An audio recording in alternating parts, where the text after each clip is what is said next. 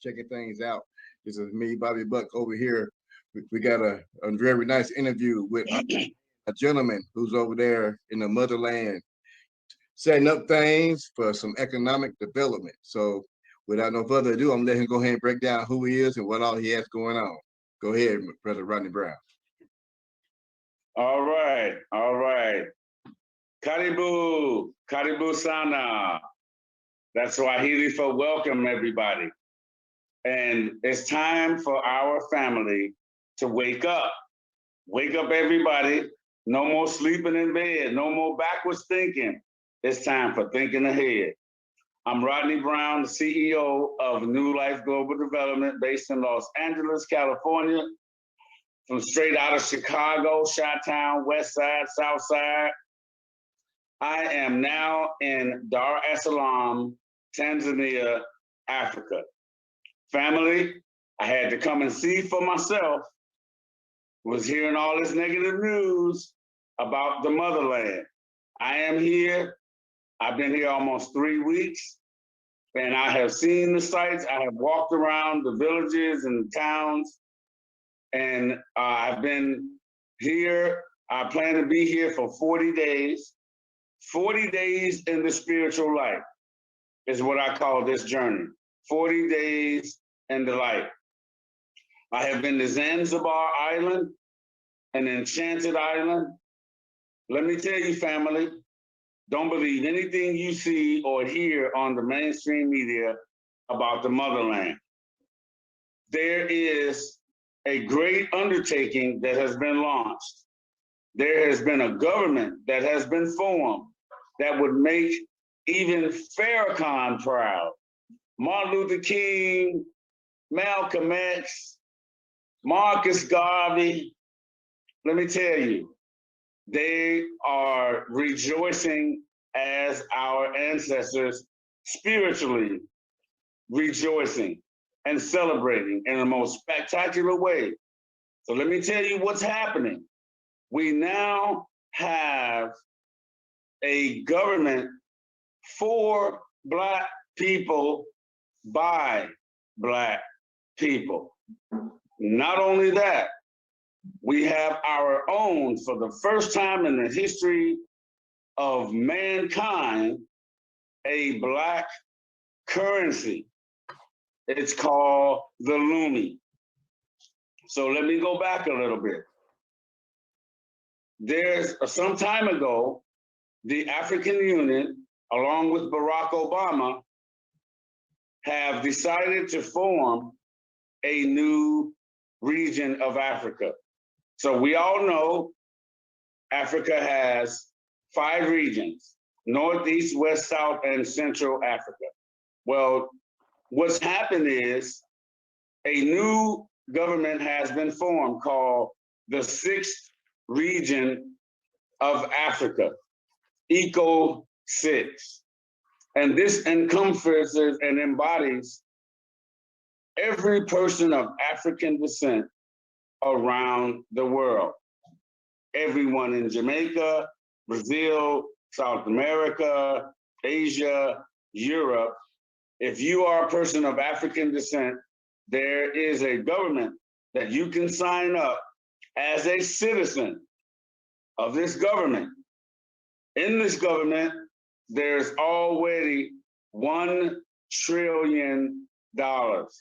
Yes, you heard it right. $1 trillion. If you are to go on your phone right now to the Play Store or go online and Google ECO-6 Lumi, Lumi. This is not a cryptocurrency. It's a digital currency with a fiat dollar. This currency has been issued by the Central Bank of Accompong, Jamaica. You are to go online immediately to the YouTube channel and search the Lumi. You will see Chieftain Timothy McPherson, who created this Lumi. Why do they call it the Lumi? For luminescence. Luminescence meaning we are what? The light of the world. Why the light of the world? Why the Lumi? The Lumi is backed by solar power and gold. This digital currency is right now, today, worth more than 15 times the US dollar. Yes, every Lumi right now is worth $15.96 US. This is a digital currency that's created by Black people for Black people. And I'm here in Dar es Salaam, Tanzania, Africa, to say it's time to look to the motherland to invest, retire, and vacation. Now, we're not asking anyone to give up their US citizenship. What we're saying is you now have options. You can go back and forth to the US as you wish, but come to the motherland. Don't believe anything you hear about COVID, Ebola, all of this nonsense. The only place that people are wearing masks in Dar es Salaam, Tanzania, is where tourists are coming to the country and going into close proximities, banks, grocery stores, and you will see people wearing masks there. Why? Because they're protecting themselves. We're protecting ourselves from others coming from other parts of the world. Family, there are so many opportunities here. If you have a business and you're looking for opportunities, loans, where you don't have to worry about FICO scores, redlining, and all of this nonsense that we've been struggling with in the US for hundreds of years. I'm here to tell you firsthand, I wanted to tell you from the motherland myself, beautiful white sand beaches. Check this out. The average one bedroom, one bath apartment can cost you as low as $350 a month. Yes, go online, YouTube, search returnees or repats, repatriation to Africa. Start looking at all your brothers and sisters that are already here. And one funny thing I want to bring up, my favorite show with our brother Steve Harvey, who was doing the Family Feud, has now created Family Feud Africa. Please go up on YouTube. It's the funniest thing you've ever seen, much more funnier than the regular Family Feud. Look at all our brothers and sisters, Samuel Jackson, all our rappers and people. Michael Jai White has been installed as a king. And let me say this to you, there's something else special, a gift for our people. If you go on AfricanAncestry.com and get your DNA swab and get your certificate, there are more and more countries jumping online right now that are willing to give you free land if you can show that you can develop it within 2 years. Now, I found places right here in Tanzania where beachfront properties are going for $250 per acre. per acre. By the way, we got my light bill, was paying the power on the power meter. And for the month, the light bill was $22 for the entire month. So senior citizens, go on YouTube and look at other senior citizens that have already come to the continent of Africa that are on Social Security, fixed income. You can do more than survive, but thrive on about $650 to $700 a month, every month. That includes your living quarters, your one-bedroom apartment, all your utilities, the services of washing and drying and ironing your clothes. And for about another $10, $15 a month, you can have a personal driver to drive you everywhere you need to go here on the continent of Africa. So I need everyone to hit me up on LinkedIn, Facebook, and whatever other social media you can, and look for Rodney Brown at New Life Global Development Corporation, also the managing director of the Vernbro Medical Center at Vernon and Broadway, where my partner, Dr. Gill, and I will also be setting up medical facilities all over the continent of Africa. Look at Prosper Africa under the U.S. Department of Commerce for those of you small businesses that are looking for opportunities. They need everything here. You could become wealthy just selling flip-flops, clothing, hats. They need everything.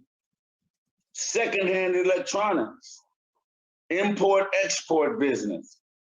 It's on and cracking, family. Don't believe anything you hear on mainstream media about negative about Africa. Other cultures are here. The Chinese are here. The French are here. The Polish, the Russians. Everybody is here but you. And if you remember what Her Excellency and the former ambassador of the African Union, Dr. Arikana Chiambodi Kwao, who fired me up to come here and see for myself. She put her finger in my face and said, Mr. Developer, Mr. Real Estate Developer, they are stealing your inheritance right out of the ground at the rate of $500 billion every year. And I said, this can't be happening. So I started to do my own research. And the more I looked into the truth, the more I got angry, I was heartbroken, and I had to come to the motherland to see for myself. It's not that Africa needs us to come and save her. Africa has everything already. Every other culture and continent in the world could not survive without the resources of Africa. It's now time for us to come to the motherland. This is the place where our descendants were stolen away from us. Go on AfricanAncestry.com, do your DNA swab, get your certificate that can tell you where the very place the African was stolen, the African king and the African king and queen was stolen. that has your DNA. I did it myself, and it came back to certify that Rodney Brown, 100% DNA is connected to the Iwondo and the Bamaleke people currently living in Cameroon. So why did I come to Tanzania first? In my due diligence and doing feasibility studies, number one, it's considered the most safest country in all of Africa. Dar es Salaam, Tanzania, and Zanzibar. My neighbors were laughing at me when the first week I got here, and they were speaking in Swahili and laughing as they were walking away from my apartment as I was locking my door. So they came back to me and said, Mr. Brown, why are you locking your door? I said, what do you mean? I have to be secure at night. They said, Mr. Brown, you don't have to lock your doors here. You're being guarded. There's a gateman at the gate that sleeps there. There's a high wall here. And I was wondering why the electrified wire. I said, but you have electric wires around the complex. They said, well, yes. Sometimes there's a monkey that might come and steal your shoes from the front door or whatever they can take. But no one will commit any crime against you in Dar es Salaam because they still recognize the old laws. A thief can actually get burned to death for stealing or committing a crime in Africa. Let me tell you, family, the first week I got here, I only saw 2 police cars, 2. In 5 days I was here. I was like, where's the police? They said the police don't patrol the area. There's no need to. They come when someone needs help. And then, you know, we all have a lot of Caucasian European friends that we like. You all know that I've spent a lot of my development time in the Jewish community, using money from the Jewish community, bringing that money to develop affordable housing in our community. Remember, we built that 37 unit at 507 West 83rd Street off Figueroa. And when I did the lease up, I always make sure our people get first dibs on that low income housing. 3515 Hyde Park and West Ave, you all know it. 5-story building, 51 units. We chose African-American Vietnam vets to rent those apartments first. Then around the corner at 61st and Crenshaw, that 5-story building where we built 75 one-bedroom units. And now if you go to 1650 West Florence, you'll see we're finishing up 120 units. But I say this is a new day. We now do not have the need to borrow from anyone to fund our businesses and our community. We now have our own central bank. Starts in Accompong, Jamaica. All the other central banks of the world have recognized the Lumi as the black dollar around the world. Then they took it further. The African Union has embraced the Lumi.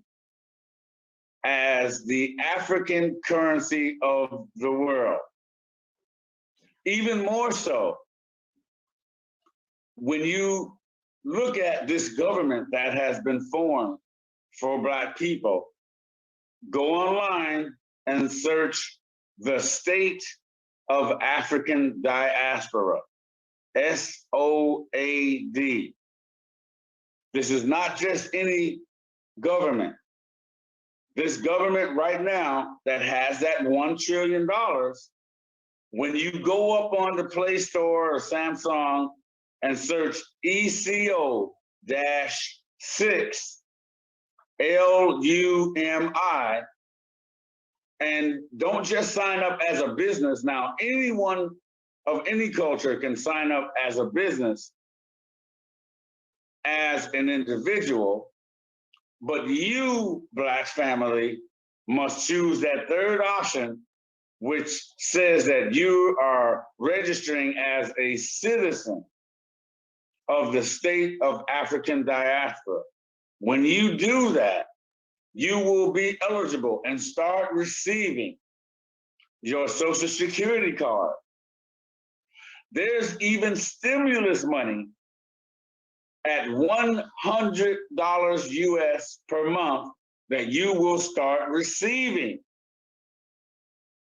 You have to be one of African descent in order to be a citizen of the State of African Diaspora, where our Prime Minister, Dr. Louis George Tin, is our, what you would consider president, our Prime Minister.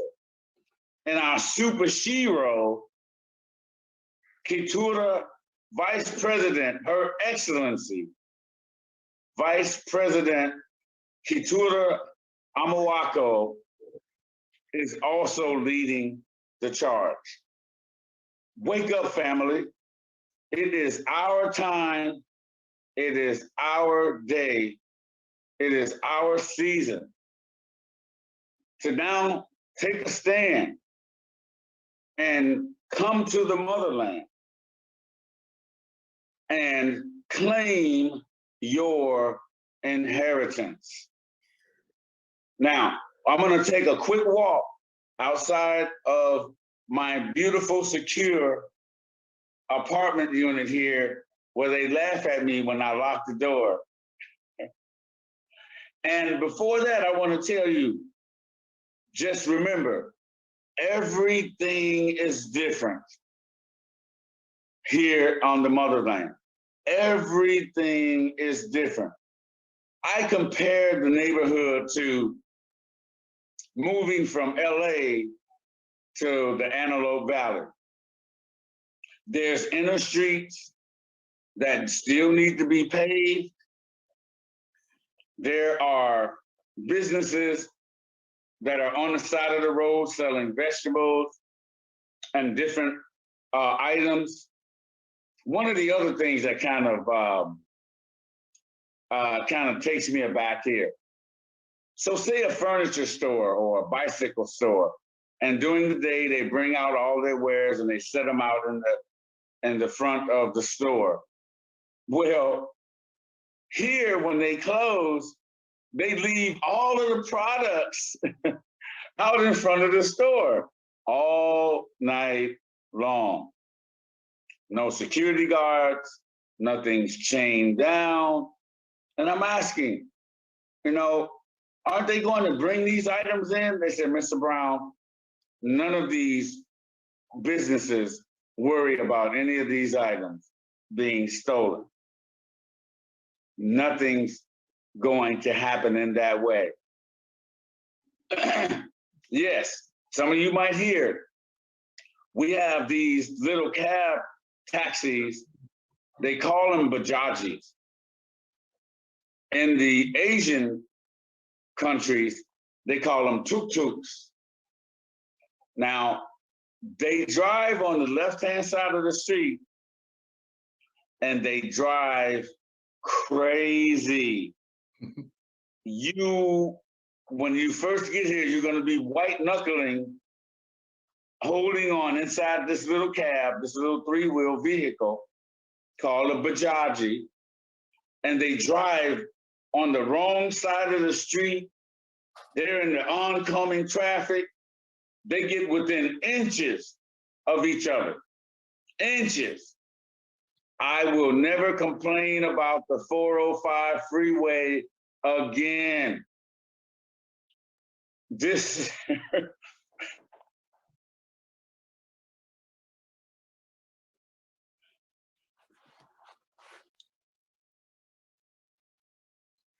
Okay, all right. Let's take a quick tour of this complex that I rented an apartment in here in Dar es Salaam. So let's go.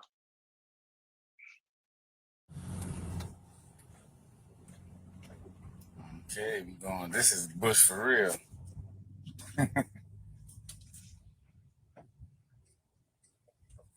Headed toward the Solar City site. Going through the bush.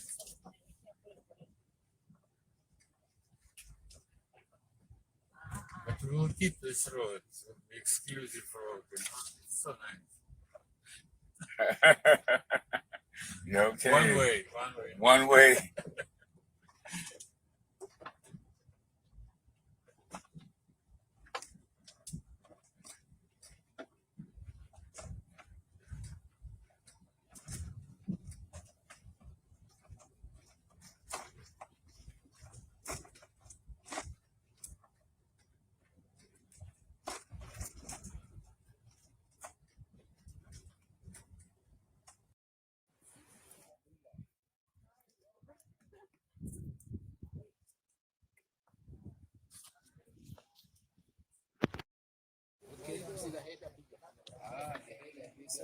So, you wanna feed it? Yeah. They don't bite, don't scare, but don't give them up to the end because there's sometimes they scratch you, but they don't mean it. They're very friendly. If you want me to take your photos, allow me, I can do it for you. Okay, sir? I can take your photos.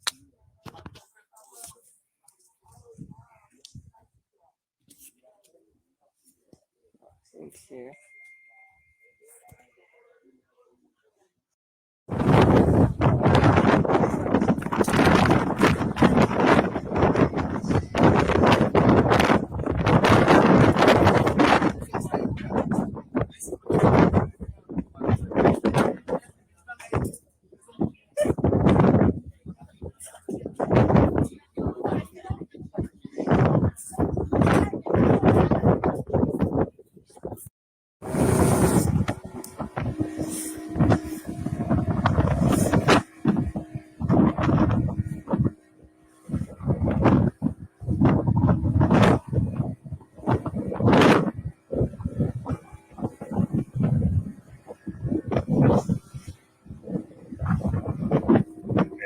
Crossing the Indian Ocean in this little bitty wooden boat.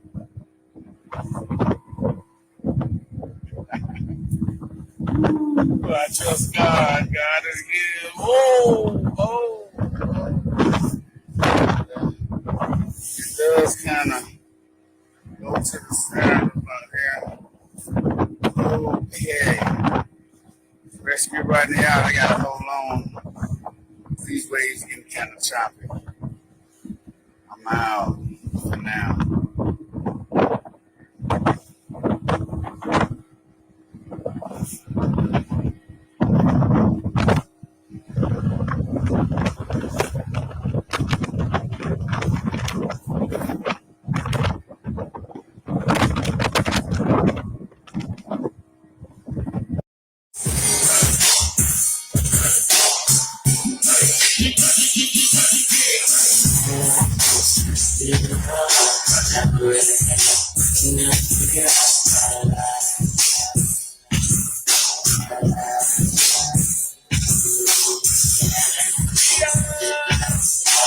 We in Africa, baby.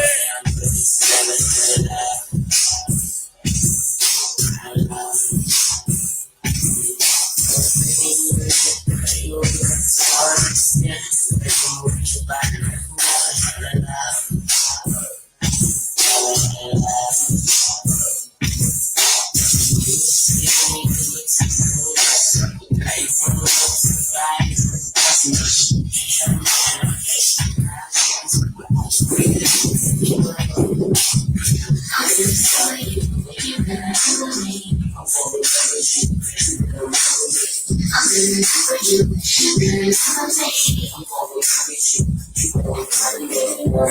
do we have any questions for people here on the Zoom listening? Who want to go first? Anybody? Well, Lynn had a question. Okay. Okay, I'm Lynn Price Campito, so I'm the one sitting here next to him. So I have questions about what are the perceived inequities that exist there in Tanzania? And so that's one question, when any inequities that you've perceived. My second question is, what are the economic and educational opportunities for women and girls in Tanzania? And thirdly, I hear you mention about it's a good place to retire and what have you. What are your ideas about families moving there? Because I have young children, so just interested about your thoughts on those three things. Well, starting with equity. So the majority of the citizens in Tanzania own land. There's a lot of citizens that own land as virgin land. I came here on a fact-finding mission to look at how we can assist those that have opportunities but need assistance and rather have someone of African descent to partner with rather than other cultures. So we have found that there are a lot of areas that have diamonds and rubies only 2 feet under the ground. The ground is turning. There is gold all over Tanzania, and then going down from East Africa, the veins all the way down to West Africa and to South Africa. There are those that are living what we would consider under the poverty line, but they have diamonds on their land. And they're looking for those that would be willing to assist them in getting the equipment and the human resources to bring the precious metals and precious stones out of the ground. When it comes to opportunities for women and children, it's wide open. They're still teaching the children here that they come from monkeys.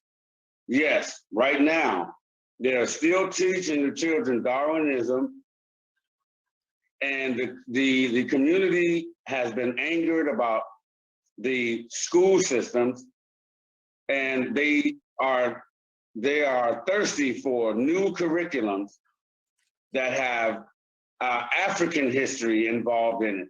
So the school system, the education system is wide open. And now that we know that during this time, women rule the world, and we must support our women around the world to have the place and the equity in our community and in our economy. It's wide open. The banking system is wide open. They're not currently using a FICO system. They're looking at your business plan and how well packaged you are to make dollars make sense. So the equity is there. The opportunity is here. You're going to see, when you go on YouTube, you're going to see lots and lots of construction going on. A lot of that is African diaspora coming here to build, but it's still mainly China and other cultures that's building here in Africa. So when you hear about don't come to Africa, it's a ploy to keep the diaspora from coming to the motherland, while they are flocking here by the thousands. So you can't believe the hype. Now, when it comes to equity in the community, you have to be a resident or register a business in order to own land. Now, but you can register as a resident or register your business, and you can get a 99-year lease to control the property and everything on the ground, above the ground, and below the ground that you have control of. But there are people lining up. I have gone to resorts that are on the white sand beaches that are owned by Africans that are looking to partner with you. Now, every dollar here, every US dollar is worth 2,339 Tanzanian shilling. So, for instance, we went to dinner and we had steak dinner with also a whole chicken steak, all the sides, and they brought 2 buckets of ice cold beers for everybody. And when it was time to come to pay the bill, I was ready to pay, average $60 to $100, as we're used to doing. And when she said it would be 30,000 Tanzanian shillings, and I did the math, the entire dinner was about $12. That includes your food and your refreshments. I tipped the person $5, and they asked me, Rodney, why did you tip so much?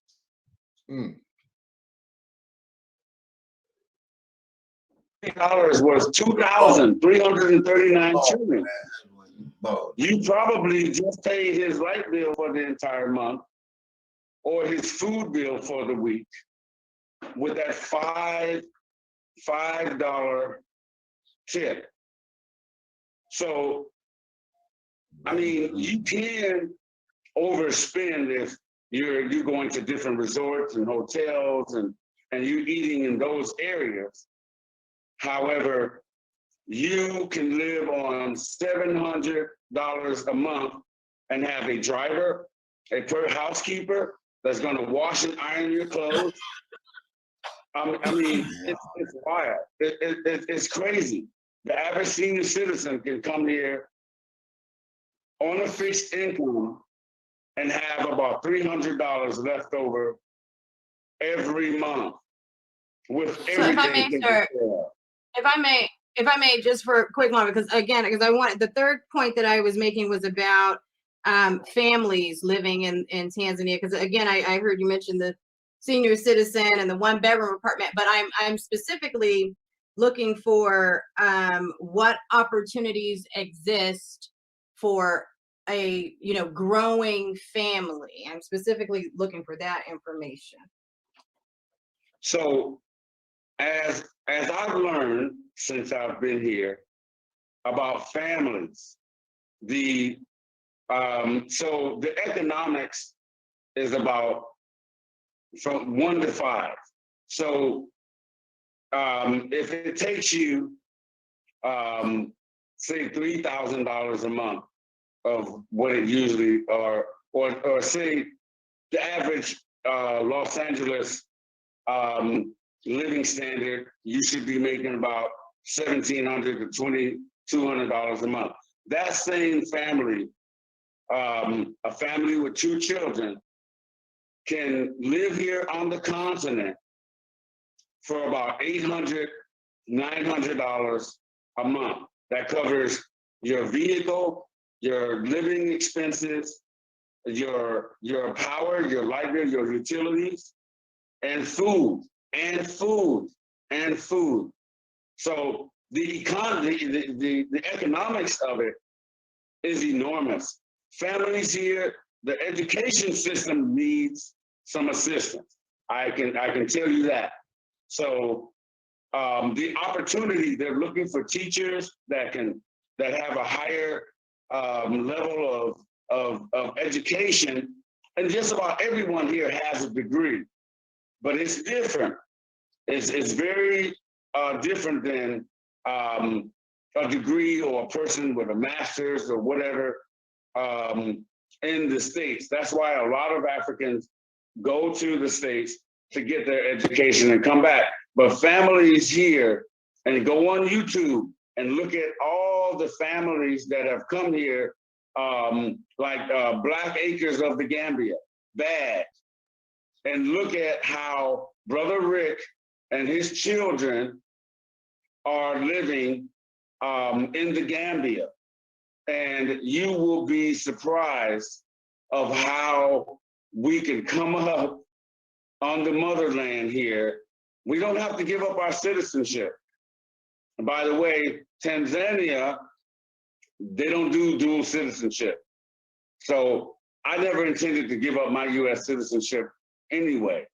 But you can still come here and you can become a resident, not a citizen, but a resident, and live here long term and be able to open your business and raise your family. Like I say, there's no real law enforcement presence until you need to call them for some assistance.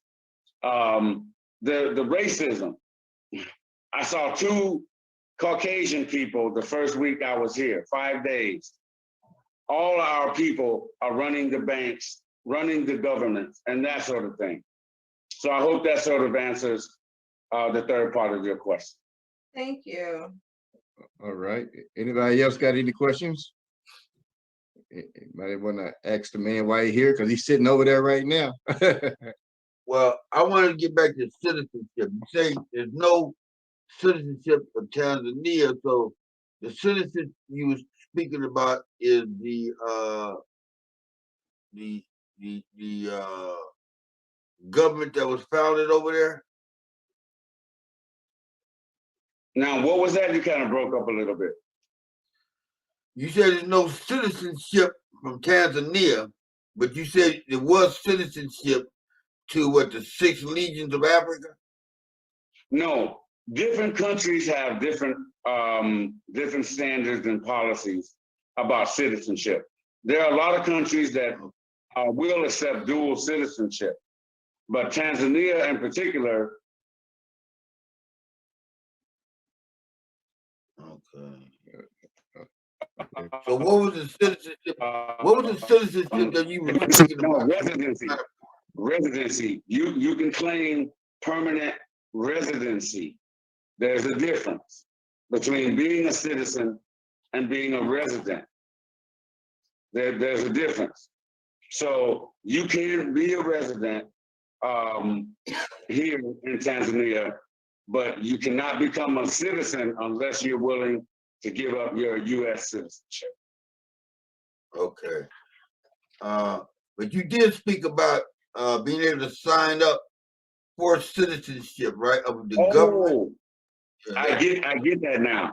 Now that's with the government that's supporting me here in Africa right now. It's called the State of African Diaspora. So if you go online and search SOAD, of which gave me an appointment, an official appointment, since I have real estate development skills, and my company, my corporation, New Life Global Development, were looking to become a consultancy. However, they wanted a bit more because we had more to offer in helping them to evaluate projects around the continent. So I'm here looking at projects that they're calling solar cities, smart cities, or satellite cities.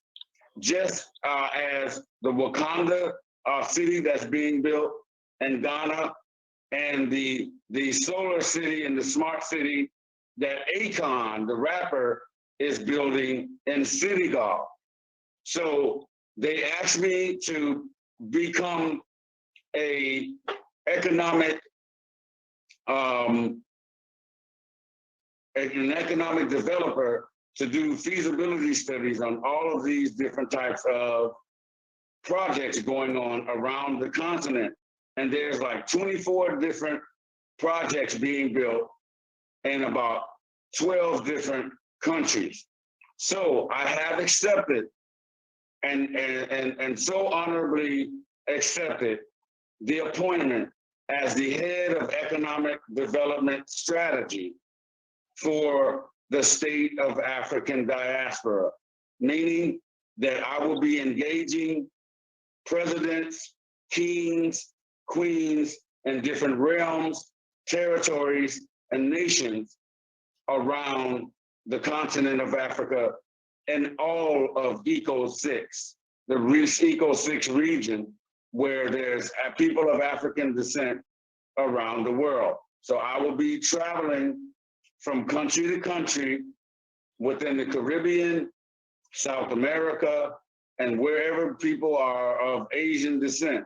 And there is funding for your business to be able to grow and assist in the development of Africa, where Africa is being developed by the diaspora and the diaspora by Africa.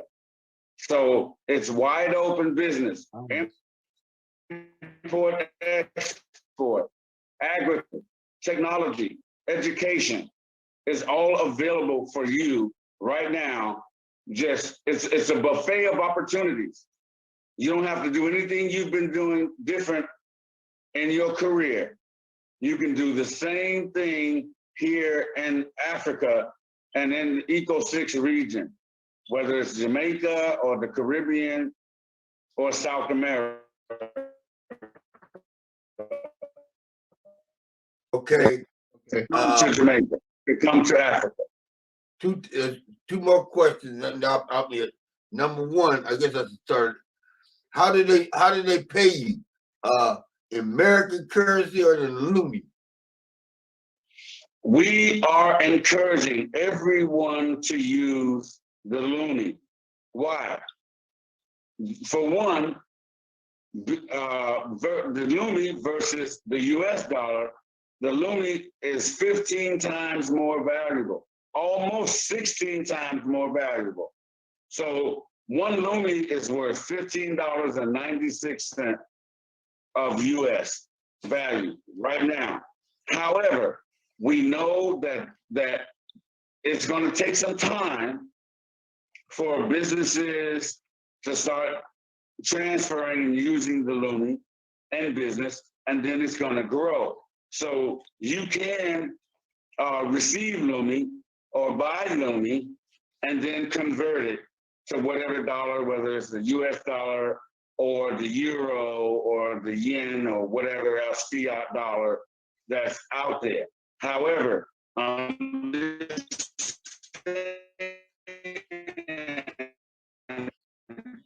that when you have a Lumi lower value currency, fiat currency, you're going to lose a little bit.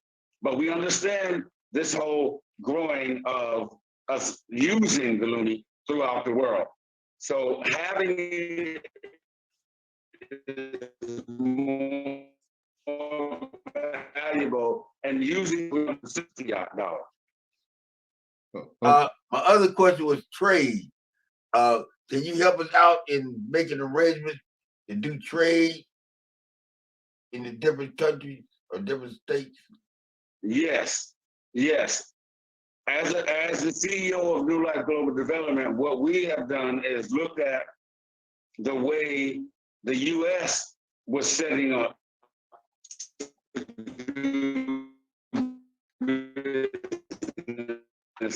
on the continent. Department of Trade, they have created a project that was funded previously by the Trump administration. They only put like $2 billion into it when it should have been 10 times that.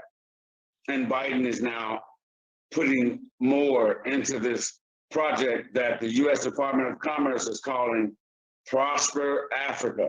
So if you go online and Google Prosper Africa, the U.S. Department of Commerce will come up along with the U.S. Department of Trade, and they're assisting us into understanding how we're going to do import-export. So in my fact-finding mission, I found that one of the easiest ways to start really making money here on the continent is fast-moving commodities. What do they need? They need connectivity, cell phones. This is one of the number one things that they need in order to really boost the economy here. The schools, the children, the businesses need all of your used cell phones. Let me tell you something I found out. They are using 15-year-old Blackberries and making them function. I have seen cell phones that I haven't seen since 2001 that are functioning. However, they need secondhand electronics. We call it electronic waste. So we need to create a campaign to collect all of the old cell phones, tablets, and laptops, just put them in 55-gallon drums, pack them in a container, and ship them to Africa. The funding, the money, thousands of dollars will be in the escrow account, the way we're planning it right now. When the container is sealed, when the container gets to the continent and the seal is broken, your money goes from the escrow account into your bank account. They need also IT people. They need IT experience to help them. African people are very brilliant intellectuals. If they had the kind of training that we're going to be providing them, they will be able to take a 10-year-old cell phone and make it work. The taxi drivers, the Bajaji drivers, they all need connectivity. So this is one of the things that we're going to be looking into as a fast-moving commodity that we can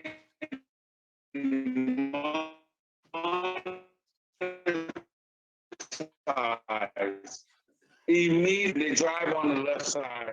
The drivers on the right side, they drive on the left side of the road. But everything else, parts that are used parts. So our idea is to go around to all the mechanics that have all of these wrecked cars in their yard. You pass them all the time, that they're using to part them out. We can take all of the parts, except for the parts of the drivetrain that's on the right side. Every other part they need except the rubber. They won't allow the rubber to come in. I've seen tires floating up out the ocean. So they won't accept on the continent rubber, but the wheels and all the parts that are on these cars, mostly Japanese parts, because 80%, 90% of the cars here are Japanese made, Toyota, Nissan, Honda, and those makes and models. So that's another commodity that we're going to be packing in containers and to import and onto the continent, which is what I call low-hanging fruit, creating thousands of dollars of revenue in a short amount of time. Any other questions? I pass the mic. I got a few questions I wanted to ask. I'm a member of parliament in the SOAD, and I talked to Prime Minister I think last month. And I spoke with him about some of the things that we're kind of close on and finishing up, trying to reach out to the people and get everybody kind of active. He did mention to me a little bit about the Lumi and everything. I kind of just do more black ops for the SOAD, you know what I mean? Where I just kind of wave and do my own thing in a sense. So what we're doing in Tulsa, Oklahoma, we have a project called Countdown 2032 because our voting rights as Black people ends in 2032. And so the 100-year anniversary is this year in Tulsa, Oklahoma. So we're going to be going there, and our objective is to kind of curate Tulsa, Oklahoma, the place that was bombed into more of like a tourist city in a sense. So we're going to be doing a lot of projects and things there, really building a lot of African-American and businesses and stuff there. The one thing that I was talking to the Prime Minister about, and as well as was the fact that, you have the SOAD as well as the 6th region, and you also have the ADDI. which are, you know, which are all seeking in a sense for to kind of gain at least 1 million people and kind of seek the opportunity with the African Americans in a sense. So I'm trying to see how would we if we're bringing in the people for the ADDI as well as into the soil in the 6th region, and we're trying to get people to sign up in a sense.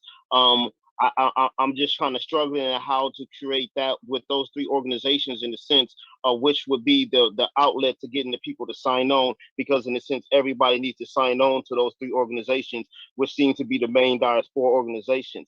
So we're trying to kind of in a sense create the organization structure in the sense between them, where one kind of focus on maybe driver licenses, another one focuses on the social security cards, another one can focus on credit, you know, and things of that nature. So that way they all kind of have a certain fit. So when people sign on to each different one, they kind of have avenues. And so that's kind of one of the outlets we were trying to figure out to do with the SOAT as well as with the ADI. And then also when it comes to the Lumi, you know, as I talked to the Prime Minister, I also have my own currency, which we kind of have finalized, which already exists, which is the XUSD. And I already acquired just enough of my XUSD to kind of go into, and I'm backed by rhodium. I have a rhodium mine in South Africa right now that is generally backing behind my each of my coins. And so what we were trying to do was just utilize the XUSD that we have for the governmental purposes, just to do the governmental projects. And we were looking for a secondary currency that we would use to introduce to the people in a sense. Because see, once we get to Tulsa, Oklahoma, we're creating a choir and everything. We're going to be bringing a lot of news outlets there. We're going to be creating a documentary on the rebirth. So we're going to be getting a lot of eyes. And that's the opportunity that we're going to use to kind of grab as much attention from our people here in the States, with the fact that, our voting rights ends in 11 years, 2032, our voting rights is over. At the same time, we want to seek our sovereignty, and we don't want people to kind of, you know, move into Africa. But if we can have places where they can get vacation homes, they can open up businesses, that's what we kind of want to introduce. So everything you said, it kind of rides right in the line of what we're trying to do. Our only component is trying to figure out the factor between the ADI, the SOAT, and the 6th region, and how to present those in together, because we kind of have the outlet of what we need to do to reach the people. It's just with the funding and the money base that's set in place, how we can create that and generate that as we grab the people, so everything is in order. Yes, this is another platform, which is one of the main reasons why my corporation, myself, New Life Global Development, is here on the continent. We are creating that platform. We're creating an economic development corporation here on the continent where people of African descent can do 3 things. So retire, vacation, or invest in the continent.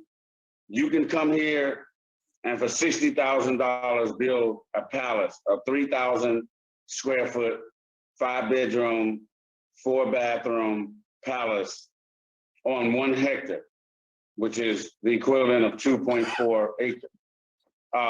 That's sort of the economy. So we're looking at building affordable housing for the community, and also building luxury homes for ourselves for a fraction of what it would take to build that in the States. Our senior citizens that are looking for options and have little or no support in the States. We're building senior housing in different countries to protect and house our senior citizens. And for those of us that just want to come over and just need a break, another reason why we're creating this Economic Development Corporation is because we're supporting reentry citizens, those that are coming back home from incarceration that were wrongly incarcerated by this whole prison complex. So our brothers and sisters are coming home from them stating that they had 3 strikes.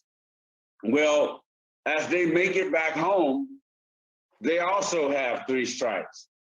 If you're Black, you have a criminal history, and there's 1.5 million people or more out of a job that had experience and of other cultures. So where does that put you in the line for employment. It puts you not even in the line. So what we want to do is create this sort of workforce development exchange between the US and the continent of Africa, where for 40 days, 60 days, 90 days, we can have our brothers and sisters come here to participate in the development of different African countries and then go back to the States if they so choose. So this is a way for us to be able to lift up Africa and Africa lift up the diaspora in the workforce development.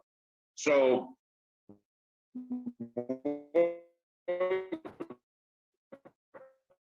training team is comprised of several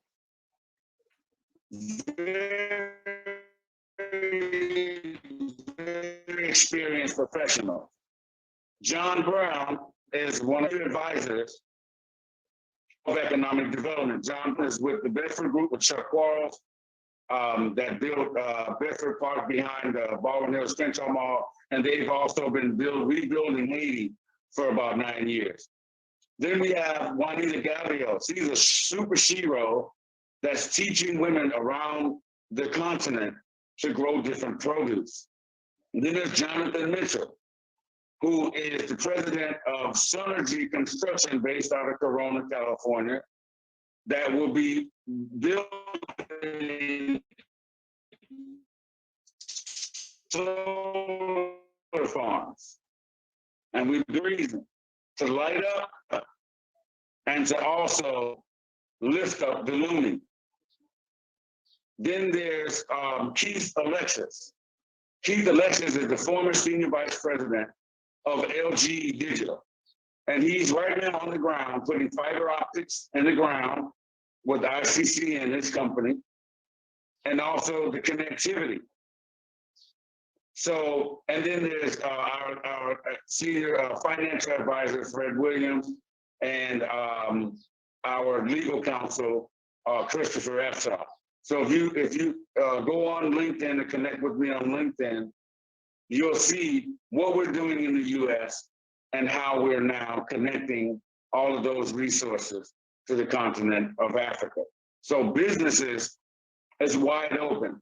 So whatever it is you do, just start doing the research online, whether it's agriculture, technology, IT, what have you. The opportunities are here, ready for the diaspora to converge on the continent and grow your business. Okay, so we have like you know, even with Prime Minister Tim, we're working on a project in Haiti, you know, and we developed already a structure because, you know, Haiti is part of the diaspora in a sense, and as part of the diaspora utilizing Africa, we have a few coal mines coming from the States as well, and our goal was to kind of introduce hydrogen to Haiti, because right now Haiti can't, because of the earthquakes as well as the tropical storms. It's really hard to develop a secure stable energy source for them. So we decided to go ahead and program to use hydrogen and bring the hydrogen channels there. So what we're working on is we have the Coal Miners Association, which are going to train 100 Black men into the coal mine and into this, because, you know, the coal mine was used to make the hydrogen and things of that nature, as well as the states just realized, I think California is telling a lot of the gas companies to, in the next 5 years, to kind of reduce the use of gas and kind of go to hydrogen and electric containers, there, machines at their locations as well too. So, you know, we're trying to introduce into our youth to introduce these things in there, and those are some of the projects that we're working on. So as we're like putting those things together, I guess the main thing is to see how, once that part start, how we can start integrating the Lumi into a lot of the different businesses there. Because like in Tulsa, like I said, right now in the States, we don't have any corporations here that are household names, which they mean there's a lot of corporations that exist, but there's none like Coca-Cola that are Black owned that you can just say are household names and that are really owned by African Americans. And so what we're doing is that we're having the top 100. We're going to have 50 franchises and the 50 corporations operations that we're going to build out in Tulsa, Oklahoma, as going to be the first launching of kind of our first household businesses from different aspects, from whether it's restaurants and technology. And these companies, they have to be able to support at least 1 million people, which means their product has to be able to be sold to at least 1 million people. So there's certain things we're putting on a list because the anniversary is in May of the bombing of the Tulsa, Oklahoma. And so in that time, we're looking to rebuild. We're actually going to build a whole new Wall Street there,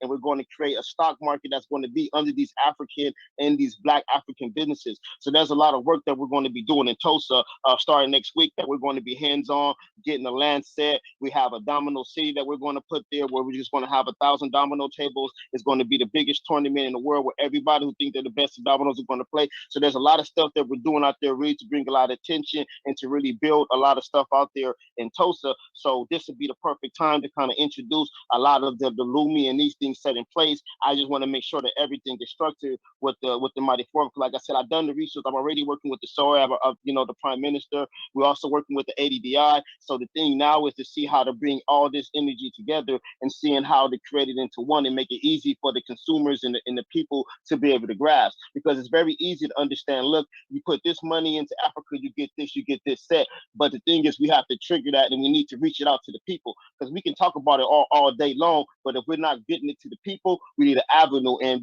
with this anniversary that's coming, it's the perfect avenue to use to really get the people awareness on what we're trying to do and what we're bringing to the table. Well, brother, I commend you. I commend you for that phenomenal work. It's platforms like that that's going to get the attention of our people and to be able to open their eyes and wake them up. I mean, Black people have always loved to get together and slam them bones. So that's going to be something, slamming bones and some good food and some good music. And it's on and cracking. We're going to put about 500,000. If we're gonna put about $500,000 win tournament for the best, so it's gonna be really big. We're gonna try to make it big like poker. We're gonna film the top 10 tournaments and stuff like that, YouTube and everything like that, and really make it big. So we want to find who's the best in the world, and that's one of the big things we're gonna do to really bring a lot of attention there. And that's how we can really bring a lot of attention on everything we're trying to do. So it should be really fun. Right. Well, brother, I commend you. That's a phenomenal platform. In addition to that, what New Life Global Development's doing is creating a series of concerts and Black film festivals around the continent of Africa. So names, some of the very big names that we know, can't mention them right now because we're not under contract yet. Mm-hmm. However, one name that I can mention is Ronnie Hudson, who created that song California with Snoop Dogg and Dr. Dre and those businessmen. He's writing a song for us that have U.S. connotations with African connotations as well. So we're creating a series of concerts with the producers from CBS Sports Spectacular. And I can mention Dr. Sean Hawkins, who will be leading that charge. One other name that I can mention that's in for the Black Film Festival is Brother Bill Duke. So we are creating a platform to really be able to bring our people, because to really get our interest as the U.S. diaspora, we like good food and good music and good people. So we're creating this this event type platform.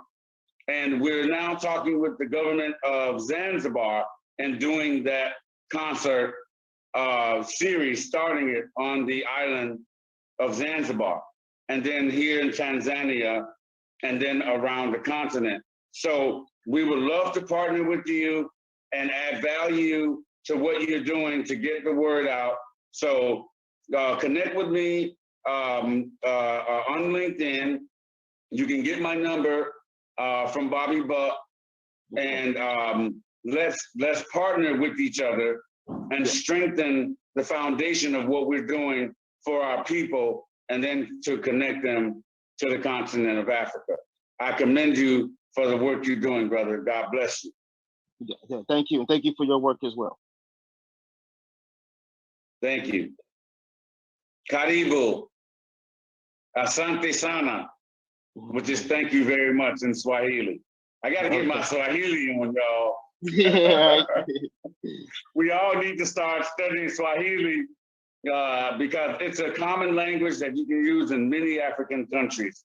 So go online. There's apps that would help you translate Swahili to English and we actually have vice versa. we actually have the gummy bear Swahili in words for the kids to start learning on. So they're going to be each language, and the different words are going to be alphabetic in the alphabets, but they're going to be in Swahili, and they're going to be edible, and the kids can see how to say them and eat each one. So we're going to be able to teach them by eating the sweet taste of the alphabets and learning Swahili. So that's one of the ways that we're going to be able to teach them and getting that set. So we should have that ready by 2020, end of 2021 as well too. So we're going to use a lot of the gummies and candy to really teach them that and get the kids to understand that. So that'll be really good to, you know, for that to happen, to put those books in those websites in those candy packages as well. Imagine this. Now you just mentioned something. You just mentioned something about gummy bears. There is a fruit, a natural fruit called the jackfruit. You probably see it in the If jackfruit, the closest you can describe it, this natural fruit, it tastes and feels like gummy bears. And this is a natural fruit. If you can find jackfruit, it's this big green thing. Kevin Hart was in a commercial in a grocery store about a credit card or something. And he put this big green thing with the prickly spines all over it. And he asked, what was that? That's a jackfruit. Now, when you cut that open, you have to really dig down and dig through to get to the gelatin part of it. But it tastes and feels just like gummy bears, but it's a natural fruit. So there's so many things I'm discovering here on the continent of Africa. There's things that we consider weeds, and things that grow on trees in the US that we have never engaged and never knew that if you open it up, it's edible and sweet. And in the States, we were never taught. I'm seeing them selling things on the street that we consider weeds that we throw around and throw away in our front yards. There is so much about the motherland and about nature and the way God has created it, but we're just ignorant to a lot of the things that will heal us that's growing right in our front yard right now. So I thank you for bringing up that gummy bear thing that allowed me to tell my jackfruit story. Yeah. All right, then. So any other questions? So I guess we don't have any other questions. Greetings. This is Catherine. I send you greetings from Tag Team Marketing's Buy Black Movement. Thank you, Catherine. And thank you for the word. I thank you. I told you, sister. I told you I was coming. I told you I was going to Africa, and everybody was saying, Rodney's been talking about Africa for a year. Let's see if he really goes. And I said, I'm on my way. And now I'm here in Dar es Salaam, Tanzania. Thank you, sister, for joining me. You're welcome. And thank you for inviting me to this call tonight. I was really interested in knowing what was going on in Tanzania. And shout out to you, Brother Marshawn. And hey, Captain, how you doing, girl? I am well, brother. Thank you. And I just listened to Mark Ridley Thomas's Facebook Live on the unhousingness that's going on with our people here in Los Angeles. And this has just opened my thinking to see if we have brothers and sisters who are willing to return home and not be on the streets. So I wanted to bring that up because you talked about how you are helping the brothers and sisters who are returning from incarceration and going home and finding life again. So I wanted to put that out there too, because they're looking for solutions on that. And this might be a solution. Absolutely. This is one of the main reasons why we're here as well. So we're a member of LAREP, the Los Angeles Regional Reentry Program, headed by Pastor Troy Vaughn. His church is in Inglewood. And we are setting a platform for our people to have options, to be able to get out of some of that madness and be able to have a breath of fresh air and feel safe. And they, to come and be able to stay and build housing. We're going to continue building housing in the States, in Los Angeles, California. However, the doors are open for our people to come to the continent and be safe and secure and be able to live on 1/5 of what it takes to live in Los Angeles, California. So I thank you for that. We'll continue to do this work, and let's set this platform and put up billboards about SOAD, the State of African Diaspora, and things like that around the country in the US, and especially with the homeless crisis that's going on. We're still leasing and buying single family homes and creating rental rooms for rapid rehousing. We right now have a property at 1030 West Florence. It's an 11-bedroom house that we're going to bring in some of our senior citizens and our veterans. And as you know, we now have a federal contract with the Veteran Administration to provide primary health care and housing and behavioral mental health care to veterans in all the Northwestern and Southwestern states. And they can go to the Vernboro Medical Center at 213 West Vernon at Vernon and Broadway and see Dr. Gill as a new VA doctor to get their health care. They don't have to go to the West LA facility where they're denied health care. So we have to continue building this support for our people, and they're going to be coming home by the thousands, and we have to be ready to embrace them and house them. Our senior citizens and our children are now vulnerable for eviction.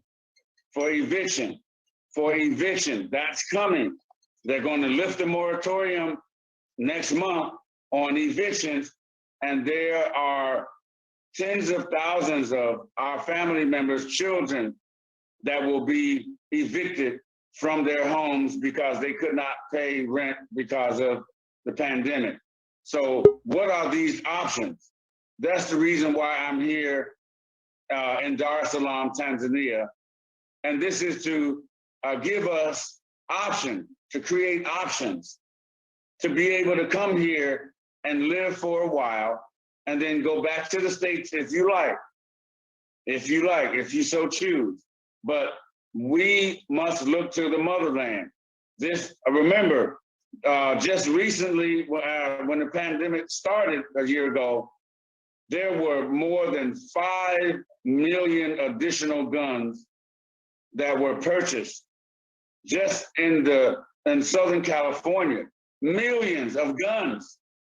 If you go into the gun shop now, you have to order ammo because tens of millions of rounds of ammo have been purchased.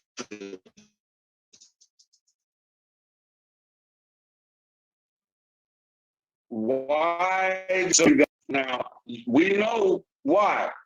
Now, one thing I think that's very vulnerable to our community is with the gangs out there shooting at each other. If that continues to happen and you have all these guns, but no ammo, what happens? Who wins that battle? The man with the guns or the man with the ammo? So how can you protect your community with all these guns and no ammo? So we're working, with people like Brad Carson of United Hood Nation, to try to talk to these brothers. We need to stop the black on black violence because we're still falling for the okie doke. We have to start protecting our community, our women, our children, and our elders. And we must wake up now. That's why you'll see on my LinkedIn, my Facebook page, every chance I get, I post the Teddy Pendergrass song or Harold Melvin or whatever. Wake up, everybody. No more sleeping in bed. No more backwards thinking. It's time for thinking ahead. We have to continue to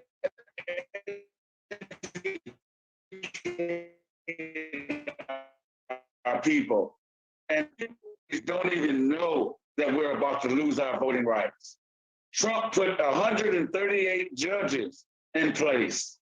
They're ready to push us out any way they can.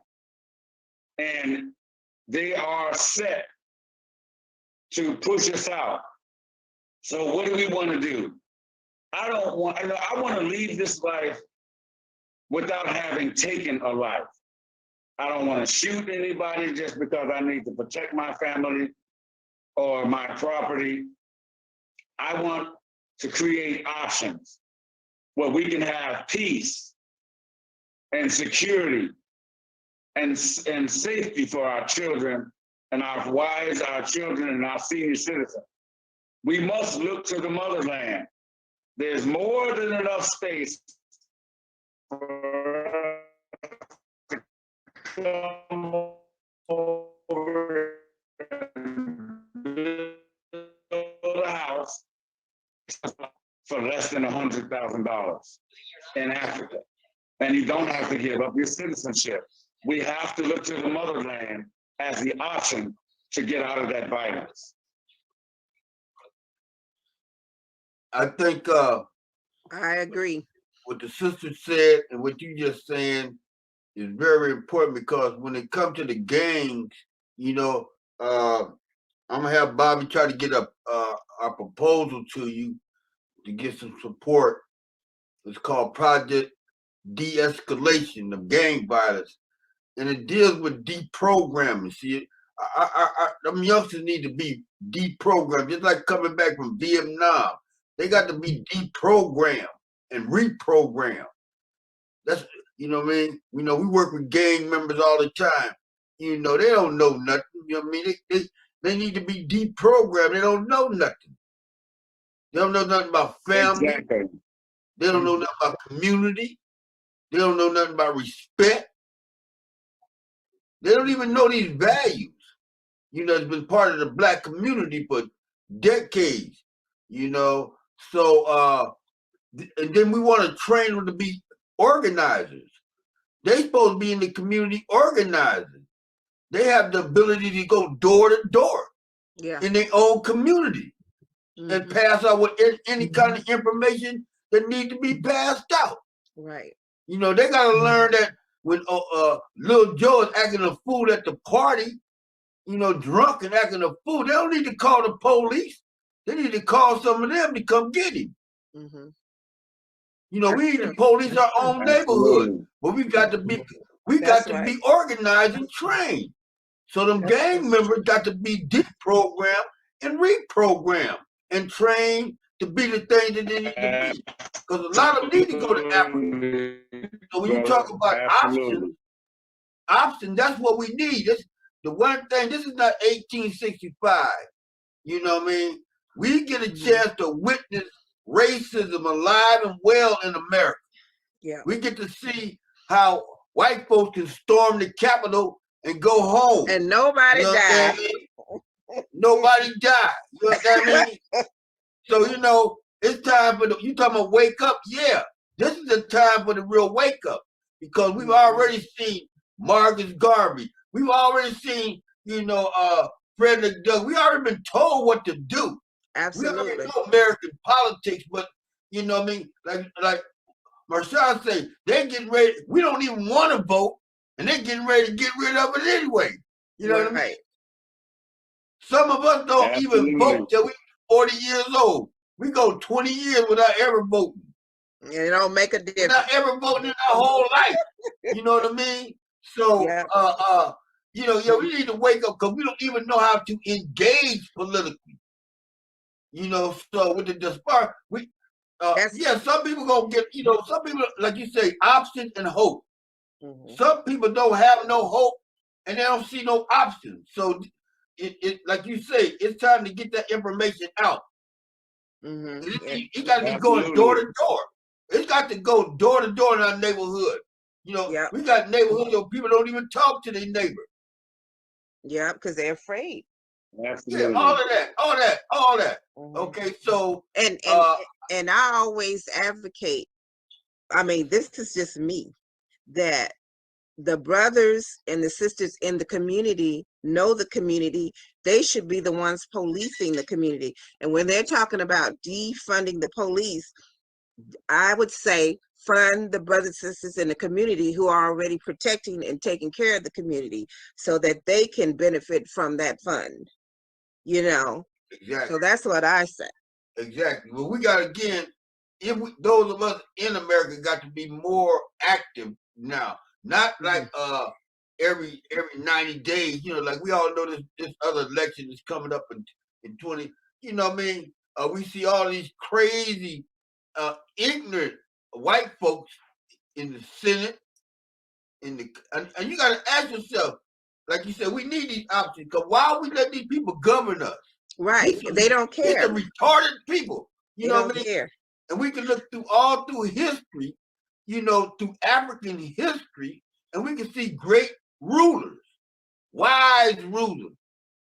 And we have wise rulers in our community, but Yeah. they're not just giving the voice, and it takes money, you And know, the money. yeah.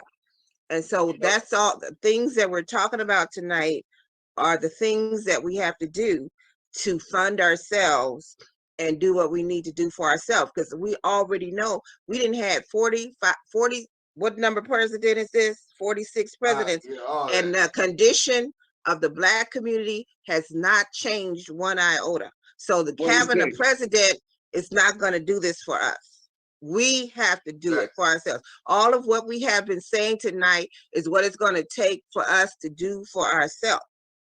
Exactly. You know, and we shouldn't even be worried about who's running what, because it's not benefiting us. We put too much attention on that and not on what we're talking about tonight. Yeah. We need to put more attention on what we need to do and take our eyes and our money off of that other stuff. That stuff is not going to help us. You know, exactly. And our information to gang members, we always say there's 400,000 registered gang members. 400,000 of them registered at $1 a day. That's $500,000. We are our own solution.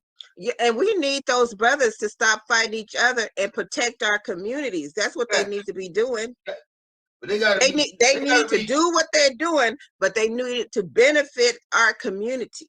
That's what they need to do it for. Reprogrammed. You gotta be reprogrammed. Because that idea don't never even cross their mind. And some of our greatest leaders come out of our community, but they have to do things in the wrong way in order to survive. So we need to turn that around. Exactly. We have geniuses. Those young people are geniuses. Don't you know? They are geniuses. And that's why they are keeping them down the way they do. Because if they rise up, they're going to turn this thing out. Yeah. And it's going to be done in love. We are very loving people. We're not brutal people. The people that kidnapped us and brought us here taught us to be murderous and all that stuff. Like you're saying, Rodney, when you go home to Africa, it's safe and it's rich, you know. And so we really have to take our eyes off of all this white supremacy, all this governmental stuff. It's not for us. We put too much attention on it. I talk to a lot of Black people all the time, and they're talking about everybody's business but ours. And that has to stop. If we're going to get beyond this point, that has to stop. We need to be inwardly focused, building our own infrastructures like we are describing here tonight. Yeah, focus. We gotta stay Absolutely. focused. They distract us on a lot of stuff. You know what I mean? We can't even if we decide to govern ourselves like we doing, we can't even govern ourselves like they doing. You know what I mean? They be talking about filibusters. I mean, who gonna come to this meeting talking about you gonna filibuster? Or you gonna sit here and just talk about and read a book? Man, you don't get cut off the podcast real quick. What But are you know what? talking about? All these crazy rules. See, they insane. That's why we got to make a choice. And it's making us insane. Their insanity is causing our insanity. Trying to go along with their mess. Trying to figure out their mess. But I wanted to say, I wanted to say we that lose our mind trying to figure out what they're talking about. You know.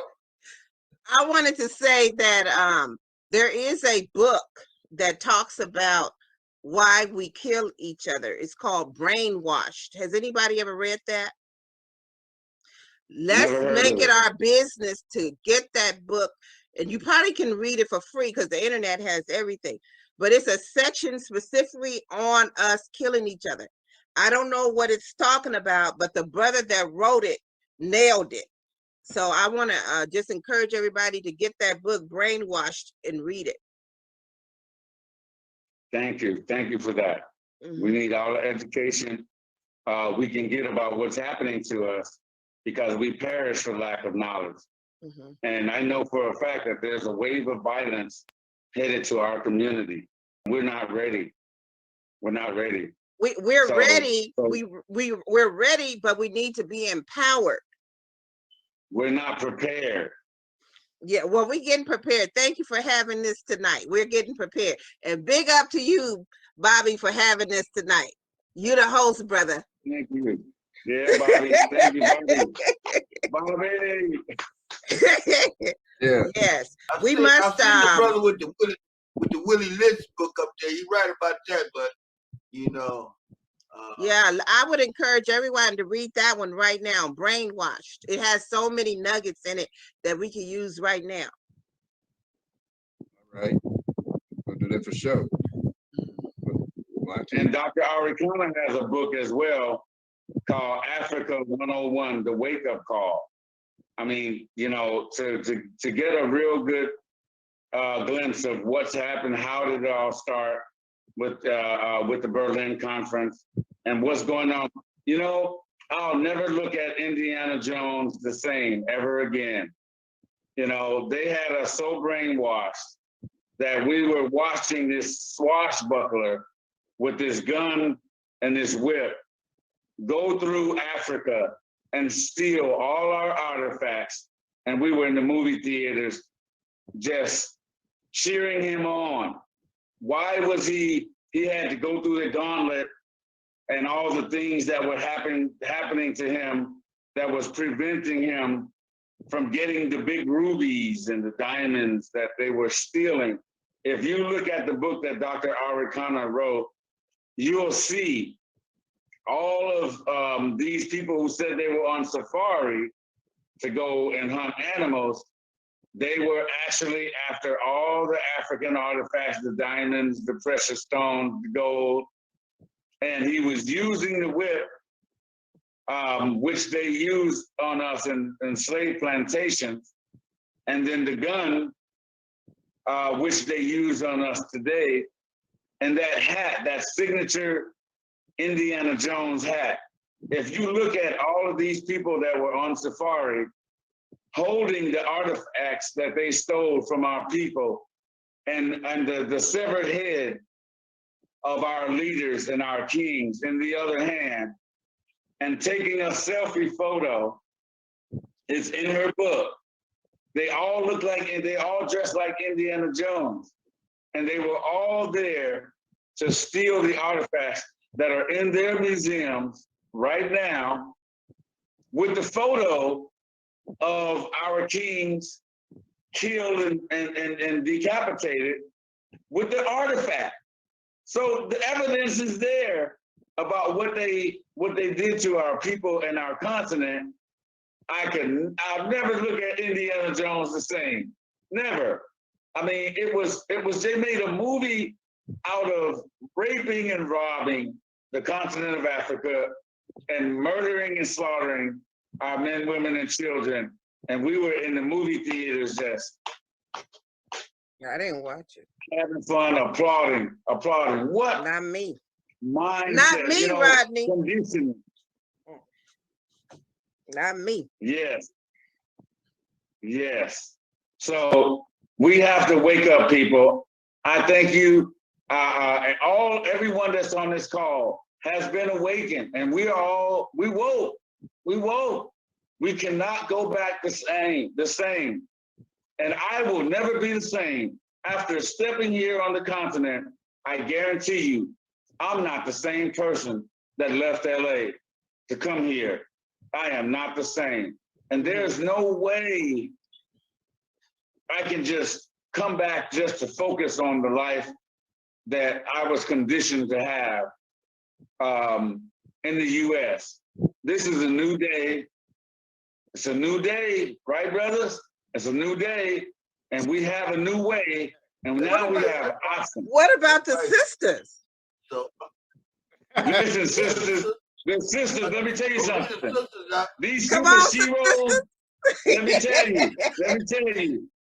me tell you something. Women today rule the world, and we are going to learn to support our super heroes. This is the day of the woman, and women are ruling this world in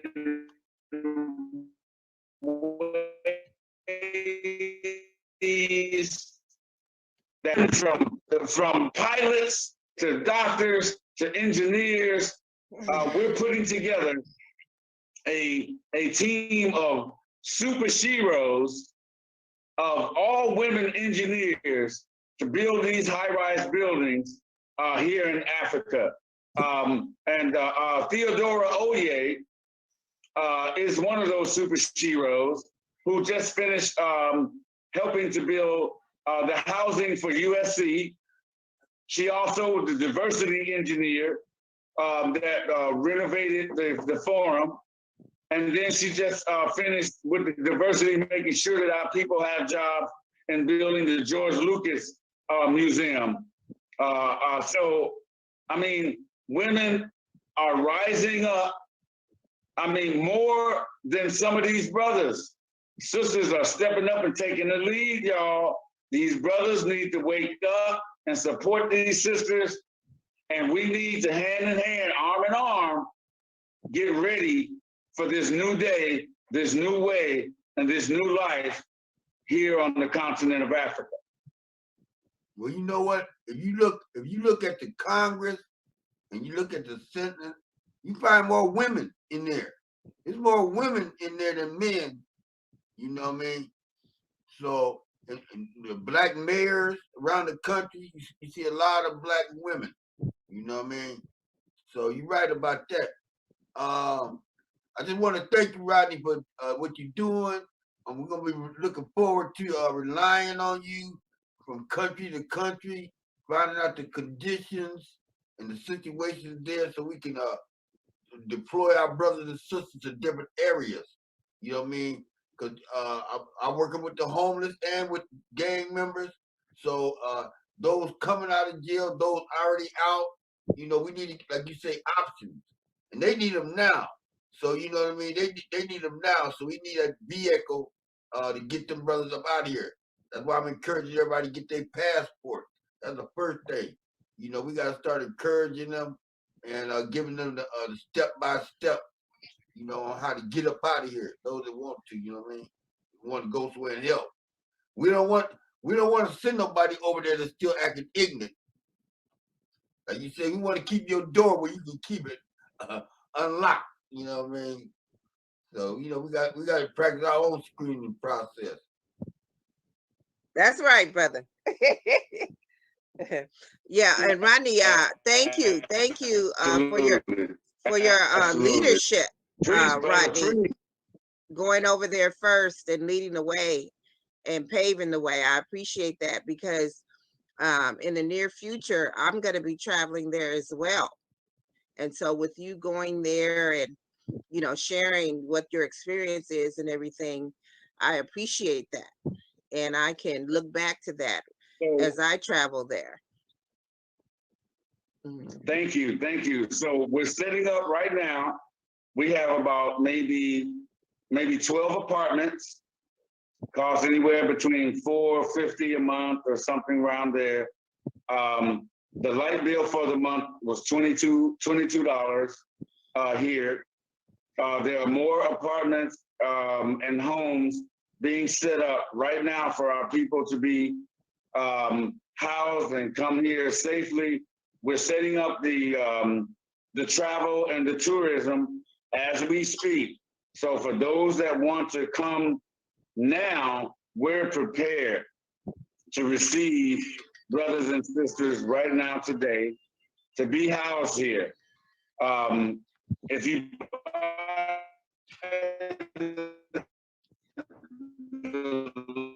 the further in advance you buy the ticket, travel advisor with Sister Cheryl Taki, I call her Lotus, and she is phenomenal with getting the prices right, making sure that we take the right type of airline. You don't want to take a domestic airline to come into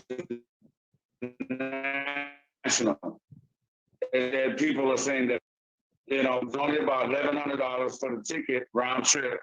But you can get it cheaper, even if, you know, depending on what country you're going to and when you purchase the ticket. So, you know, it's not a big stretch. And if you just have a couple $1,000s, you can stay over here for 2 or 3 months and live on that easily. So let's wake up our brothers, connect with me on LinkedIn and Facebook, and watch me as I post these videos as I go through the village. I was about to tell about that Bajaji accident I had last weekend. So these guys they drive on both sides of the street. They drive oncoming traffic. There are not many stop signs. There are no street signs. They drive through the stop signs where there are stop signs. It doesn't really matter. But the brother was driving through an intersection and we got tagged and the Bajaji flipped over. My life flashed before me. I'm like, listen, I just got here in Africa. And I was in a freaking car accident. Come on, man. The devil is a liar. He is a lie. The devil's a lie. So I had to, when I woke up the next day, I was like, man, I am not going to give into this fear. I immediately jumped into another Bajaji to go to the grocery store. But I'm going to tell you, the driving over here is harrowing. I'm telling you, it's different. I won't complain about the 405 and the 101 and 110 ever again. I have been changed, okay? When you experience the way they drive over here, it is crazy. It's crazy. I don't understand why. And then people walk along the road and the mirrors of the vehicles are only inches from your arm. And I don't understand why there are more people ran over an accident at every corner, but they so used to it and so accurate. And when you talk about driving close, you know, we got that thing where if somebody is tailgating you and they right up against you, we get an attitude looking in the mirror. Over here, that's common for them to be 2 inches. Wow. I kid you not. I kid you not. 2 inches from your vehicle, and they pass you and drive in the oncoming lanes, and just right as the other car is coming, then they duck back over in the other lane. I'm like, Lord. Oh my God. I'm like, I'm holding on. I'm like, Lord, help me. I'm kind of getting used to it now. Kind of getting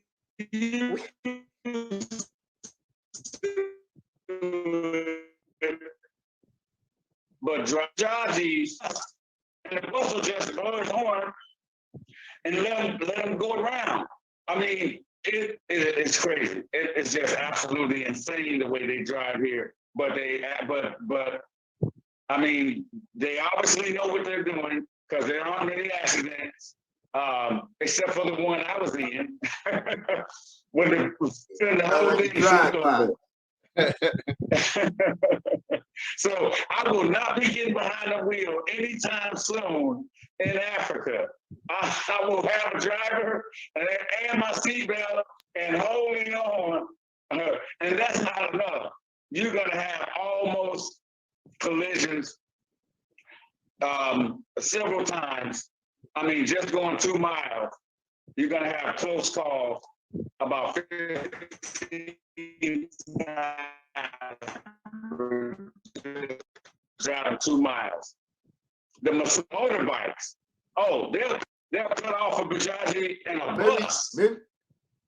And so I won't be getting on any motorbikes anytime soon because I like my legs and my limbs. But the driving over here is madness. Watch my videos. I've been posting these videos on YouTube and LinkedIn about how the driving is in Africa. Crazy. It sounds like we're gonna have to send some of our ancestors' inventions over there, like Garrett and the light, the light sign. Oh, you're welcome. They need a stop sign. They need a Yeah. stop signal. Yeah. Somebody out there flagging them with do the hand stuff. We can bring some creation to improve. Okay. Yeah. Yeah, there's a lot of things. We need all of that. There's a lot of things. They're telling us, please, diaspora, bring the technology, bring yourself home, whatever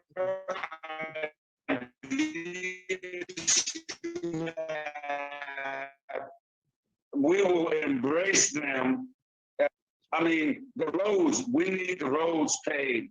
I won't complain about Compton potholes anymore.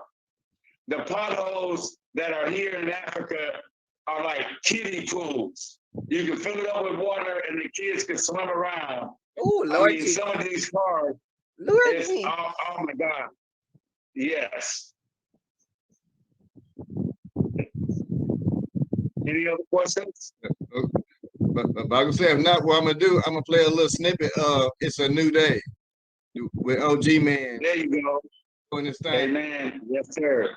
Let's do that. I have about 10 minutes to go. I have about 10 minutes before my 9 o'clock. It's almost 9 a.m. here.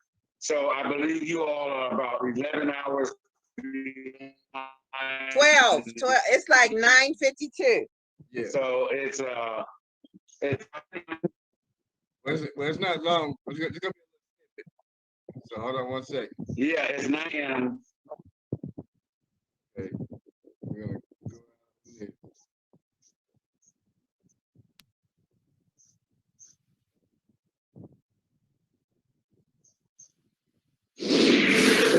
Hey, Bobby Buck Promotions. It's a new day, y'all. Yeah. We got some business to take care of. That's fresh, huh? Lots of business. The people are dying every day, shedding tears every way. Oh my God, I feel their pain. Oh my God, who's to blame? We need another day. See the light, a new way. Stop this fight. Peace in the hood is on its way. Peace in the hood is here to stay. Cause it's a new day. It's a new day. Peace in the hood is on its way. Cause it's a new day. It's a new day. Peace in the hood. It's here to stay, cause it's a new day. It's a new day. Peace in the hood. It's on its way. It's a new day. It's a new day. Peace in the hood. It's here to stay. We gotta stop this violence. We gotta keep this peace. We gotta come together.